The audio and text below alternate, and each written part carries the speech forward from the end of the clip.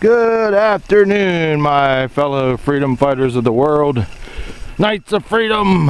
Welcome to another great segment of walking on the Ryerson Station State Park Warpath. And after today's great 10-mile march for freedom and liberty, I'm going to be at 8,123 miles in 5.5 years of marching for the troops and patriotism. In an earlier segment of walking today, I brought up I did do some research this morning, and I was inspired as always by, not by Alex Jones this time, my trusty handbook, history books. My trusty handbooks, history books. Well, anyways, anybody that knows me, and everywhere I go, I carry two things when it comes to books. I carry my Liberalism is a Mental Disorder Bible and Trickle Up Poverty. I call it, those are my the swords of truth.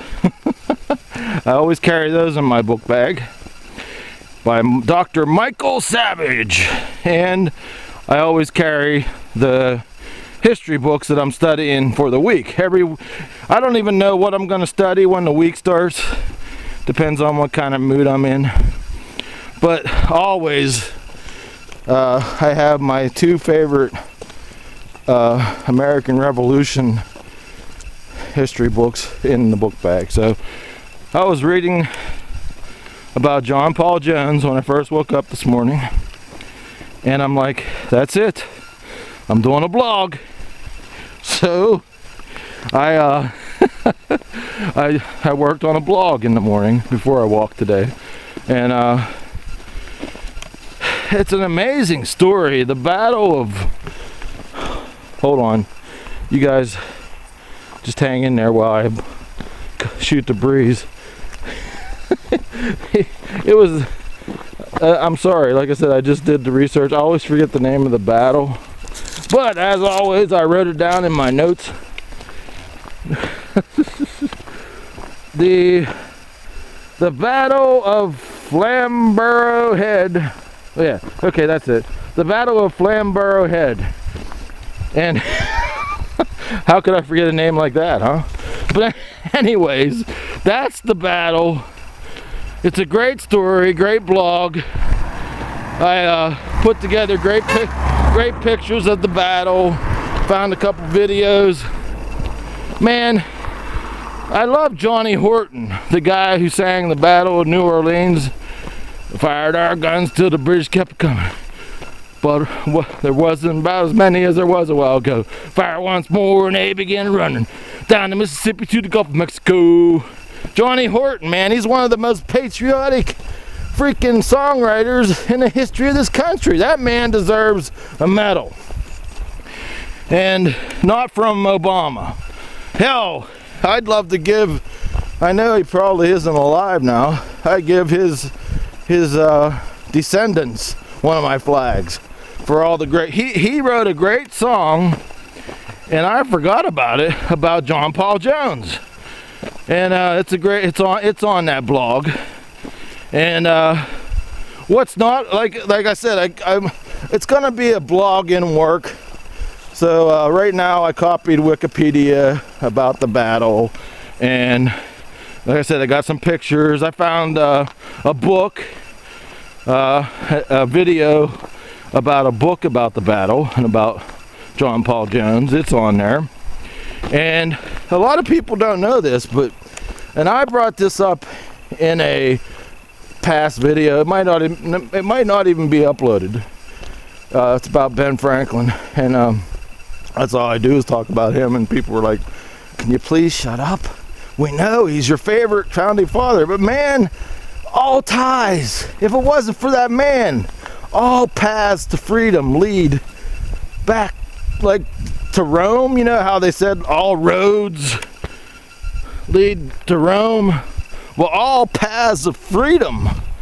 If it wasn't for Benjamin Franklin, we wouldn't be here.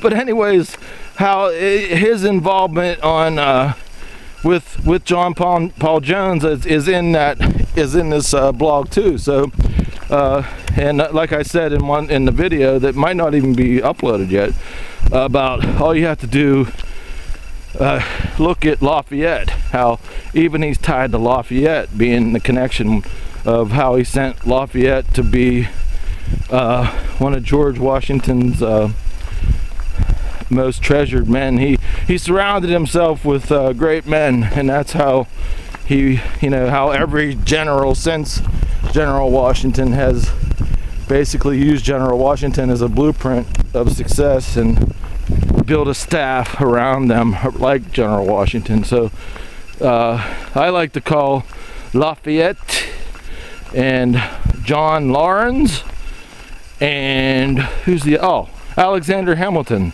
They were the three musketeers of George Washington's staff. That's what I call them. They were young, bold, adventurous, daring, just like John Paul Jones. We have not yet begun to fight, elite assholes of the world.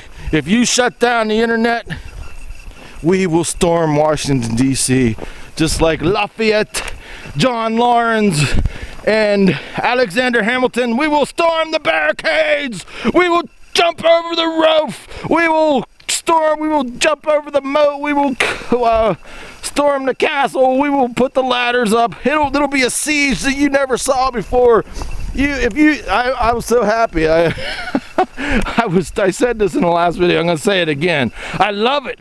I love finally these assholes in Washington D.C. These pigs that are just making tons of money on the deaths of all these soldiers and the wounding of all our soldiers and the destruction of everywhere they send our forces. The depleted uranium destroys the environment at every country that we fight in. These pigs, these war-profiting pigs on the Republican Party and the Democrat Party, it's all the same. They're fucking elite assholes. They've been in power longer than kings and queens. They need to be overthrown now. They need kicked out. There's a new movement actually starting today. Occupy Congress, and actually it started by the militias of America. They're not going with the Tea Party. It's a very patriotic sons and daughters of liberty groups all around America. They aren't going in with guns. They're going in with tents, and they're going to occupy Congress today. It started today. So but anyways, go check out my blog about John Paul Jones. We must fight tyranny by the example of John Paul Jones. Read all about that battle, how he would never surrender.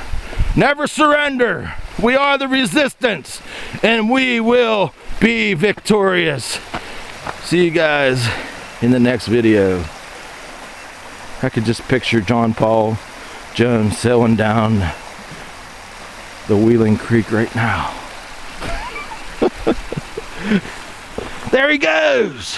Hey, John Paul Jones. Oh, by the way, it's not in the blog. And I wanted to tell you this. After the war, like Lafayette went over to fight in the French Revolution. Well, John Paul Jones went to Denmark, and he ended up going to Russia, and he actually got a rear admiral job with the Russian Navy. And he was Scottish descendant, very hard-headed, hard to get along, had to do everything his way, and he finally lost his command and went back to France and died in France. And I can't remember, it was not too long ago, they finally shipped John Paul Jones's body, and he's buried in, I believe, where the Naval Academy is right now. Don't quote me on that, but that's what happened to John Paul Jones. See you guys.